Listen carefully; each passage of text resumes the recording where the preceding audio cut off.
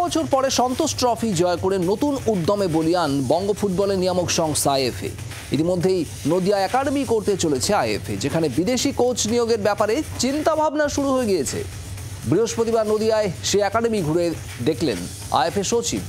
ফোনে আইএফএ সচিব জানিয়ে দিলেন মার্চ থেকেই শুরু হবে একাডেমির কাজ।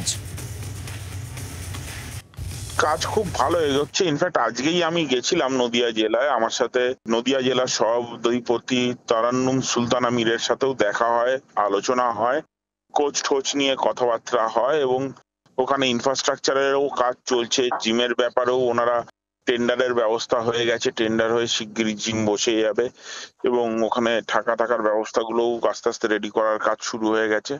ওখানে কমিটি বসা, একটা কমিটি করার কথাও হয়েছে, আলোচনা হয়েছে। একটা কমিটি থাকবে যেটার মাধ্যমে আমরা এই একাডেমি গুলোকে ওভারসি করব এবং তারপরেই আমরা কিন্তু ওখানে ট্রায়াল শুরু করে দেবো। তিনটে মানে যেটা পলাশীর মেন সেন্টার সেটা এবং তার দুটো স্যাটেলাইট সেন্টার কৃষ্ণনগর আর তেহট্ট নিয়ে।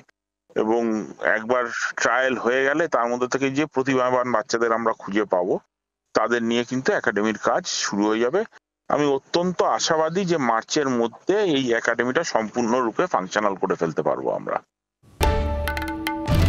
বাংলার আওয়াজ, বাঙালির আবেগ, জি 24 ঘন্টা।